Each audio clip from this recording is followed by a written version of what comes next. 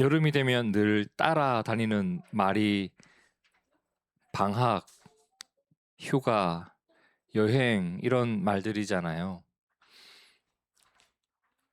학생들에게는 너 방학 어떻게 보낼 거야? 물어보기도 하고 어른들끼리는 늘 만나면 그냥 안녕하세요, 식사하셨어요 이렇게 인사하던 사람들이 여름이 되면 휴가는 다녀오셨어요, 어디로 다녀오셨어요 이렇게 인사를 나누곤 합니다. 근데 사실 저는 휴가를 별로 즐길 줄도 모르고 여행을 별로 좋아하지도 않는 편입니다. 여행을 다녀오면 주일 컨디션이 엉망이 되어버려서 주일 컨디션을 최고로 지켜내기 위해서 늘 그렇게 살아오다 보니까 주일에 내 몸이 망가지는 일정이 주중에 들어오면 굉장한 스트레스를 받아요. 그래서 여행을 싫어해요. 더 나아가서 목사가 무슨 여행을 다녀? 라고 하는 생각. 여행 다니면 돈을 쓰잖아요. 목사가 뭔 호사를 누리겠다고 여행을 다녀. 이런 의식 속에서 살아가다 보니까 저도 모르게 그냥 그런 사람이 되어져 있어요. 그냥 20년을 그렇게 살다 보니까 저도 어릴 때는 그러지 않았거든요. 어디 다니는 거 좋아하고 부모님과 어디 가면은 되게 기뻐하고 그랬는데 그냥 그런 사람이 되어져 있더라고요. 그러다 보니까 가족들에게는 참 미안합니다. 집사람이 저에게 어디 좀 다녀오자라는 말도 못 꺼내게 하거든요. 제가 말 꺼내면 한 며칠 동안 말을 안 해요. 예, 참 못난 사람입니다, 제가. 근데 제가 지난주에 제 인생 처음입니다. 여수라는 곳에 다녀왔습니다. 만일 우리 성도들이 함께 가보자고 말하지 않았다면, 그리고 그곳에서 잠을 잘 곳이 없었다면 분명히 가볼 생각도 하지 않았을 텐데, 그렇게 저와 저희 가족을 생각해 주신 많은 분들의 사랑 덕분에 함께 여행을 갈 수 있었던 것 같습니다. 그래서 참 그냥 고마웠습니다. 모든 게. 저도 잘 알거든요. 제가 아무리 편하게 다녀도 이렇게 주일에 정장도 입지 않고 설교하는 목사라도 사실 정장을 입고 싶은데도 작아서 못 입어요.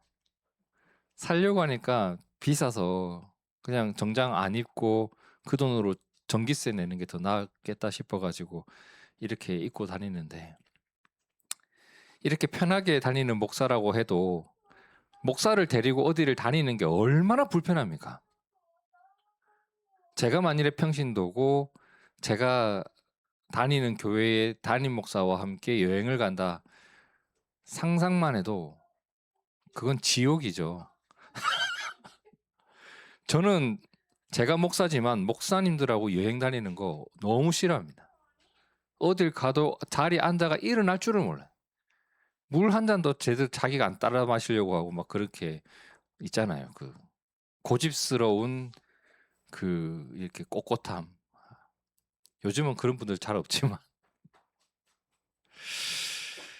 가족들끼리 여행 가지 뭐 한다고 저희 가족까지 데려갑니까? 그래서 얼마나 고맙고 또 한편으로는 고생 많으셨습니다. 고생 많으셨어요. 길다면 길고 짧다면 짧은 여행을 하면서 제가 참 많은 것을 느끼게 되었는데, 그 느꼈던 것을, 그 이야기를 오늘 그냥 좀 나누려고 해요. 먼저 제가 이제 여수로 출발합니다. 출발할 때 내비게이션을 찍어야 되잖아요. 도착지를 어디로 찍었을까요? 그냥 여수 찍으면 됩니까? 여수 시청 찍을까요? 아니면 여수에 있는 호텔로 찍을까요? 어디를 찍었을까요? 여수에 있는 어떤 아파트 정문을 찍고 갔어요. 여행 가면 숙소비가 많이 들잖아요. 근데 이번 여행에서 숙소비가 10원도 안 들었습니다. 제가 잘 알고 있는 분이 계셔서 그랬을까? 작은 교회의 어려움을 잘 아는 성도가 있어서 호텔을 빌려줬을까? 아니에요. 한 번도 뵌 적이 없는 분이에요. 종교적인 이유가 있지도 않아요. 저를 이해해 줄 수 있는 분도 아니에요. 그냥 친척들이 다니는 교회의 목사라는 이유 하나만으로 저와 저희 가족들이 머물 수 있는 곳을 마련해 주신 분이 계셨단 말이에요. 그래서 이 여행이 시작될 수 있었습니다. 근데 이게 끝이 아니에요. 여러분, 무슨 소고기에서 그런 맛이 납니까? 저는요, 지금까지 살아오면서 종현이가 구워준 소고기가 세계에서 최고라고 생각했거든요. 근데 종현아, 나 그런 고기 처음 먹어봤어. 여러분, 소고기에서 어떻게 그런 맛이 나죠? 그게 너무 생각이 나서 여수가 그리운 게 아니라 그 고기가 정말 고기가, 여러분, 소고기를 먹고 싶으면 바다가 아름다운 도시 여수로 가시면 돼요. 그 비싼 고기를 대접해 주시는데 그 집을 빌려주신 분께서 그 소고기까지 대접해 주시는데 자리에 앉아 있질 않으시고 계속 그 고기 파는 곳으로 들어가셔서 지금 내온 것보다 더 좋은 거 가져오라고. 그리고 또 굽다가 이제 뭐 육사심인가요? 그걸 또 가져오시고 그러다가 또 더 좋은 고기 없냐고. 그러니까 오늘 다 드렸다고 해도 또 더 좋은 고기 없냐고. 너무 맛있게 먹으면서도 한편으로는 두려웠습니다. 이 도대체 다 얼마야 싶은 거예요. 계산이 안 돼. 처음엔 저도 계산했거든요. 요거 요 몇만 원, 몇만 원, 몇만 원, 몇만 원, 더 이상 계산이 불가능할 정도로 고기가 나왔습니다. 여러분, 그 비싼 고기를 무슨 명륜 진사갈비 먹듯이 먹었거든요. 그렇게 대접해 주시고 또 본인 일터로 떠나시면서 좋은 거 드시라고 카드를 또 주고 가시고 그랬다고 하더라고요. 한번 여러분 생각해 보세요. 이게 돈이 있다고 되는 일일까요? 제 주변에 부자 엄청 많거든요. 부자들 중에 누군가에게 그렇게 대접하는 사람, 글쎄요. 제가 딱 떠오르는 사람은 없어요. 서로 오래 알고 지냈기 때문에 그렇게 대접해 주셨을까? 아니에요. 저 처음 만났습니다. 제 만난 인사가 그거였어요. 처음 뵙겠습니다. 제가 첫인상이 좋아야 되는데 그날 막 밖에서 놀다 와가지고 개판이 돼가 인상이 이래서 죄송합니다. 그렇게 인사를 나눴거든요. 그 모습 보면서 참 많은 것을 배우고 느꼈어요. 그렇게 섬겨주시는 분을 뵈면서 제가 문득 생각나는 장면이 있었는데 그게 창세기 18장 1절입니다. 함께 읽어볼까요? 시작. 여호와께서 마므레의 상수리 나무들이 있는 곳에서 아브라함에게 나타나시니라. 날이 뜨거울 때에 그가 장막문에 앉아 있다가 아브라함이 날이 뜨거운 날, 지금처럼 더운 아주 뜨거운 날에 장막문 앞에 자기 집 앞에 앉아 있는데 눈을 들어보니까 누가 있어요? 사람 셋이 맞은편에 서 있었다고 해요. 근데 그들을 그냥 보내지 않고 자기 집으로 들어오라고 해서 발을 씻겨주고 물을 주고 먹을 것을 주고 극진히 대접을 합니다. 최선을 다해 대접을 해요. 무슨 이유 때문에 그랬을까? 모르는 사람인데, 알고 지내는 사람도 아닌데 그날의 그 일을 오늘 본문 히브리서 13장 1절이 이렇게 기록하고 있죠. 형제 사랑하기를 계속하고 손님 대접하기를 잊지 말라. 이렇게 살아가던 누군가가 부지 중에 자기도 모르게 천사들을 대접한 이들이 있었다고 하죠. 그게 아브라함입니다. 부지 중에 하나님께서 기뻐하실 일을 행하신 우리 삼촌, 그분 덕분에 큰 사랑 받고 왔습니다. 하나님께서 베푼 자에게 그가 미처 생각하지도 못했던 더 큰 복으로 채워주시기를 기도하면서 식사를 하고 그곳에서 머물렀습니다. 여러분, 오래전에 사도 바울도요, 이 전도 여행을 다녔던 적이 있었잖아요. 전도 여행 다니면 눈 뜨고 다닙니까? 어딘가에서 자야 되잖아요. 근데 그가 빌립보라는 지역에 도착했는데 잘 곳이 없어요. 머물 곳이 없는 거예요. 여러분, 여수에도 집이 많습니다. 아파트가 얼마나 많은지. 그러면 아무 곳이나 내가 열고 가서 자면 됩니까? 서울에 집이 얼마나 많습니까?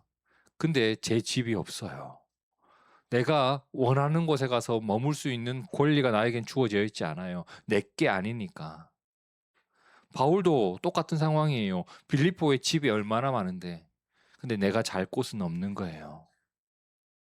그런데 그곳에 루디아라는 여인이 있었다고 하죠. 사도행전 16장 14절에 두아디라시에 있는 자색 옷감 장사로서 하나님을 섬기는 루디아라 하는 한 여자가 말을 듣고 있을 때에 주께서 그 마음을 열어 바울의 말을 따르게 하신지라.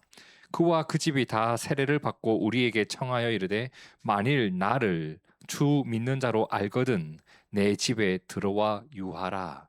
이렇게 집을 열어줘요. 바울이 빌립보에서 사역을 계속 이어나갈 수 있었던 그 이유는 이 루디아라는 한 여인이 자신의 집에서 머물 수 있도록 머물 곳을 내어줬기 때문이에요. 여러분, 우리도 한 사람의 귀한 섬김으로 인해서, 삼촌의 귀한 섬김으로 인해서 쉼을 얻고 살아갈 힘을 얻고, 저 같은 경우는 사역을 이어갈 힘을 얻고 돌아왔잖아요. 이게 여수에서 제가 느꼈던 첫 번째 내용입니다. 아, 누군가의 섬김이 누군가를 일으키는구나. 여러분, 우리도 손님 대접하기를 잊지 않는 주의 사람이 되기를 진심으로 축복합니다. 그리고 두 번째로 생각하게 되었던 것이 요트를 탔을 때였습니다.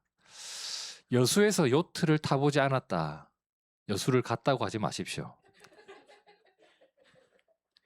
그 큰 유람선 이런 거 타지 말고, 그죠? 바다 위를 요트를 타고 달리는데 얼마나 멋있고 신나는지.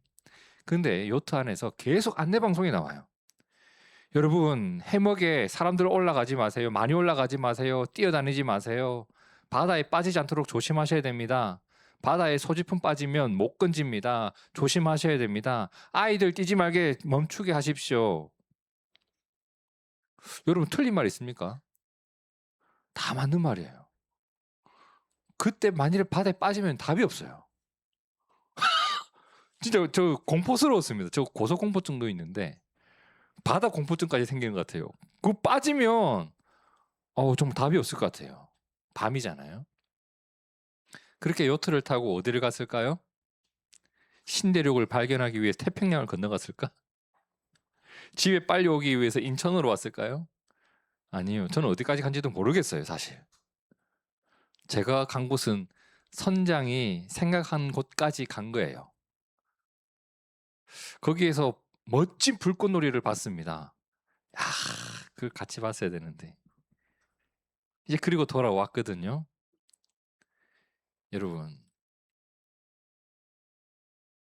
바다가 두렵지만 배 안에 있는 한 안전해요. 그죠? 선장의 말이 아무리 많게 귀찮게 들려도 그 말을 지켜야 안전해요. 세상이 두렵지만 주님 안에 있는 한 안전해요. 세상에 위험한 거 참 많은데 내가 주의 말씀 지키면서 살아가다 보면 안전하단 말이에요. 바다 위에 가보니까 내가 가보고 싶은 곳도 생겨요. 배를 저쪽으로 좀 갔으면 좋겠다. 그런데 갈 수 있는 곳은 어디까지예요? 선장이 몰아준 곳까지 갈 수 있는 거예요. 내가 가고 싶은 곳도 있지만 선장이 딱 데려다 준 곳에서 뭐가 일어나요? 불꽃놀이가 일어나는 거예요. 저는 내가 원하는 대로 살아가는 것이 가장 큰 기쁨과 행복이 있는 것이 아니라 예수님께서 나에게 그곳에서 경험하게 하실 행복과 기쁨이 따로 있다고 생각해요. 그래서 주의 말씀 따르면서 살아가는 것, 주님 안에 있는 것, 그것만으로 우리는 주님 주실 행복을 소망으로 품고 살아가는 사람들입니다. 오늘 우리가 예수를 믿는 믿음으로 살아간다는 것, 이것을 다른 말로 표현하면 주님이 운전하시는 배를 타고 있다라고 표현할 수도 있을 것 같아요. 그것을 기억하면서 오늘 말씀 5절과 6절을 함께 읽어볼까요? 시작. 돈을 사랑하지 말고 있는 바를 족한 줄로 알라. 그가 친히 말씀하시기를 내가 결코 너희를 버리지 아니하고 너희를 떠나지 아니하리라 하셨느니라. 그러므로 우리가 담대히 말하되 주는 나를 돕는 이시니 내가 무서워하지 아니하겠노라. 사람이 내게 어찌하리요 하노라. 세상은 배를 돈 있는 쪽으로만 향합니다. 돈 많은 곳에 가고 싶고 돈 버는 곳으로 가고 싶고 세상을 돈으로 사는 것 같이 살아갑니다. 그런데 오늘 우리가 믿음으로 살아가는 사람들이에요. 그래서 돈이 아니라 주님을 사랑할 수 있고 주님이 내가 타고 있는 배를 운전하고 있는 것이 분명하다면 그 속에서 안정감을 누리고 살아가는 사람들이 우리들입니다. 여러분, 우리가 나와 늘 함께 하시는 그 주님의 이끄심 안에 있다는 것을 꼭 기억했으면 좋겠습니다. 이걸 기억해야 내가 타고 있는 배가 내가 원하는 대로 가지 않더라도 나는 결국 멋진 불꽃놀이를 맞이하게 될 거야. 이것이 우리에게 마음속에 새겨진단 말이에요. 그리고 이제 마지막 세 번째. 여행 마치고 저희 가족만 먼저 금요일 날 밤에 서울로 돌아왔습니다. 여러분, 제가 여행을 별로 즐기지 않는 큰 이유 중에 하나가 여기 있는 모든 사람들이 다 알 거예요. 그 이별의 슬픔. 선교지를 갔다가도 비행기 안에서